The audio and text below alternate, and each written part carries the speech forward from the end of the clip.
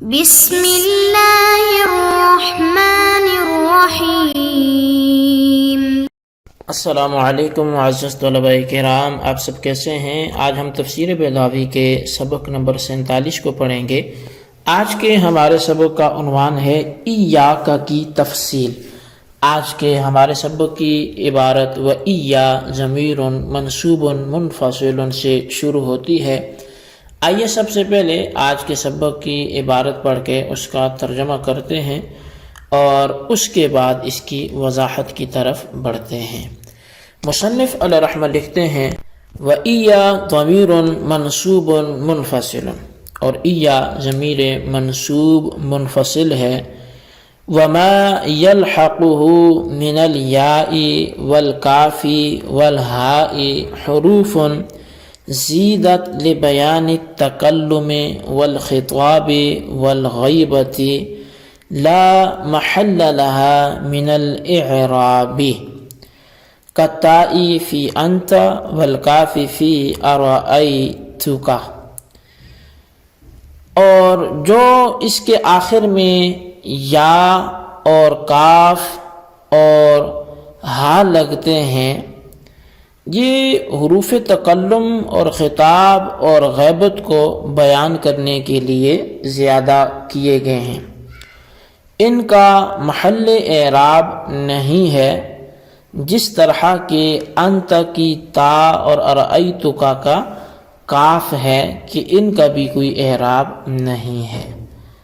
وقال الخلیل ایا مضاف الیہا، اور خلیل نے کہا کہ ایا ان چیزوں کی طرف مضاف ہے۔ واحتج بما حکاہ عن بعض العرب، اور اس نے اس مقولے سے استدلال کیا جسے بعض عرب لوگوں نے نقل کیا ہے کہ اذا بلغ الرجل الستین فایاہ وای الشواب، کہ جب آدمی 60 سال کی عمر کو پہنچ جائے تو اپنے کو نوجوان عورتوں سے بچائے۔ وَهُوَ شاذ لا يعتمد علیہ، اور یہ شاذ ہے، اس پر اعتماد نہیں کیا گیا۔ وَقِيلَ هِيَ الضَّمَائِرُ، اور ایک قول یہ کہا گیا ہے کہ یہ ساری ضمائر ہیں۔ وَإِيَّا عُمْدَةٌ، اور ایا ان کے لیے سہارا ہے۔ فَإِنَّهَا لَمَّا فُصِلَتْ عَنِ الْعَوَامِلِ تَعَذَّرَ النُّطْقُ بِهَا مُفْرَدَةً، بس بے شک جب ان کو جدا کیا گیا عوامل سے تو متعذر ہو گیا ان کو علیحدہ بولنا۔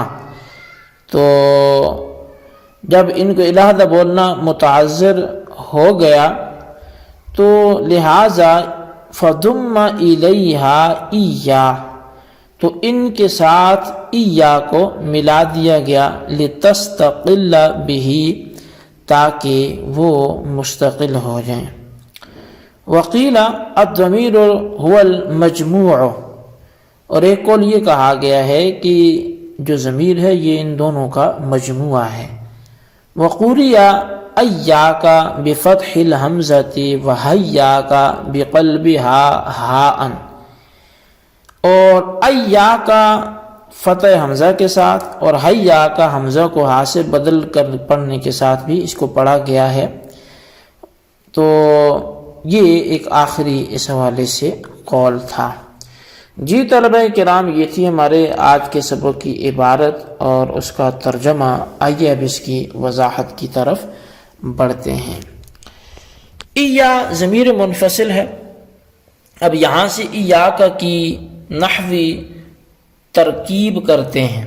اس تحقیق سے پہلے یہ سمجھ لیں کہ محققین نحات کا جس میں خلیل سبابے، مبرد وغیرہ ہیں، اس بارے میں اتفاق ہے نحات کا کہ لفظ ایا ضمیر ہے، مگر کاف یا ہا یا لفظ یا وغیرہ جو لگتے ہیں اس کے بارے میں خلیل دوسرے نحات سے الگ ہو گیا۔ چنانچہ خلیل نے کہا کہ کاف، ہا اور یا یہ اسماء ہیں اور ایا کے مضاف الیہ ہیں، اور بحالت جری یہ مجرور ہیں، مگر دوسرے محققین نے کہا کہ یہ بھی حروف ہیں اور ان کے لیے اعراب سے کوئی محل نہیں ہے، لہٰذا ایا کے تکلم و خطاب و غیبت کو بیان کرنے کے لیے زیادہ کر دیے گئے۔ اب ایا تو ضمیر ہے، لیکن ایا کا لگائیں گے تو خطاب کی بنے گی، ایا ہو لگائیں گے تو غائب کی بنے گی، یا لگائیں گے تو تکلم کی بنے گی۔ تو جس طرح کہ انت میں لفظ تا اور ارأیتک میں لفظ کاف یہ ہیں تو حروف اور ان کے لیے کوئی محل اعراب نہیں ہے، تو یہ جو ہے وہ تکلم خطاب اور غیبت کو بیان کرنے کے لیے اضافہ ہیں، تو لہٰذا یہاں بھی ایسے ہی ہے۔ اب سمجھیں کہ لفظ ایاک کے بارے میں 4 قول ہیں۔ اول قول تو محققین کا ہے سوا خلیل کے، دوسرا قول خلیل کا ہے۔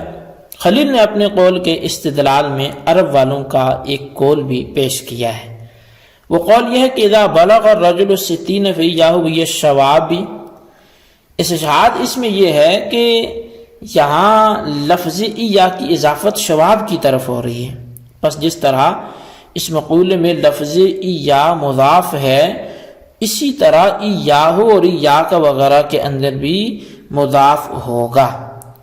اس قول کو قاضی صاحب نے شاذ لا یعتمد علیہ کہہ کر ضعیف قرار دیا ہے، اور وجہ شاذ اس کے اندر یہ بھی ہے کہ ضمیر کی اضافت اس میں ظاہر کی طرف ہو رہی ہے، حالانکہ ضمیر مضاف ہی نہیں ہوتی۔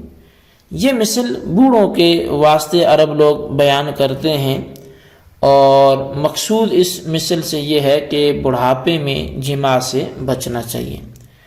ترجمہ اس کا یہ ہے کہ جب آدمی 60 سال کی عمر کو پہنچ جائے تو اپنے آپ کو عورتوں کے پاس جانے سے روک لے اور عورتوں کو اپنے پاس آنے سے روک دے۔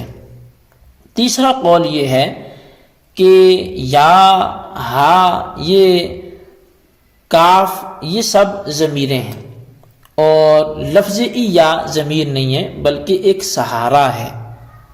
بات دراصل یہ تھی کہ یا کی یا ضربنی کا مفعول اور ایاک کا کاف اور ضربک کا مفعول یہ جو تھا، اور ایاہ کا ہا ضربہ کا مفعول تھا، لیکن ضرب نے ان کو نکال کر بھگا دیا، اور چونکہ یہ تینوں ضمیر متصل ہیں تنہا استعمال نہیں ہو سکے، اس لیے نحویوں نے بطور فریاد رسی لفظ ایا کو ان کی طرف ملا دیا تاکہ یہ مستقل ہو کر استعمال ہو سکے۔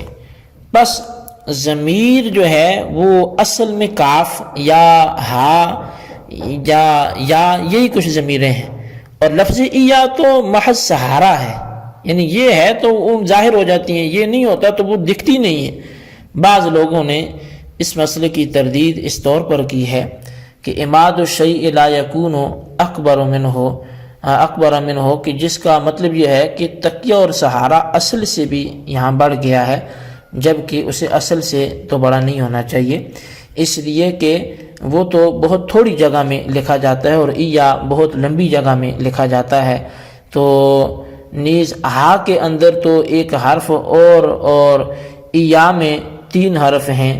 تیسرا قول کوفیین کی طرف منسوب کیا جاتا ہے۔ چوتھا قول یہ ہے کہ دونوں کا مجموعہ وہ ضمیر ہے، یعنی دونوں کو ملا کے ایک ضمیر بنتی ہے، گویا وہ ایا کو مرکب نہیں مانتے بلکہ مفرد اس میں واحد مانتے ہیں۔ ایا کے اندر 2 قراتیں ہیں، اور وہ قراتیں اور بھی ہیں، اور ایک یہ کہ حمزہ کو فتح دے کر ایا کا یہ پڑھا جائے، دوسرے یہ کہ حمزہ مفتوح کو ہا سے بدل کر حیا کا پڑھا جائے۔ یہ 4 مسلک ہیں، اور ان چاروں کے درمیان وجہ حسر یہ ہے کہ لفظ ایا کا یا تو کلمہ واحدہ ہوگا یا مرکب ہوگا 2 کلموں سے۔ اگر کلمہ واحدہ ہے تو مسلک رابع ہے، اور 2 کلموں سے مرکب ہے تو دونوں اصل ہوں گے، یا ایک اصل اور ایک تابع یعنی محض زائد۔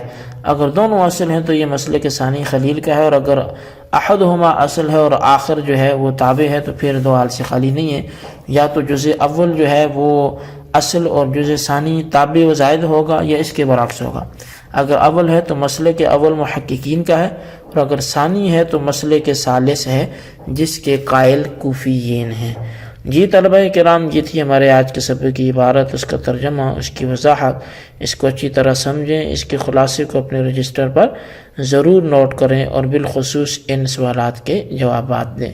سوال نمبر 1 یہ کہ ایاک کے حوالے سے ٹوٹل کتنے مذاہب میں سب کے نام لکھیں، اور سوال نمبر 2 یہ ہے کہ تیسرا مذہب کس گروہ کا ہے یہ بھی بیان کریں۔ اللہ تبارک و تعالیٰ سے دعا ہے جو کچھ ہم نے پڑھا سنوں سے یاد رکھنے کی توفیق نصیب فرمائے، آمین بجاہ نبی الامین صلی اللہ علیہ وسلم۔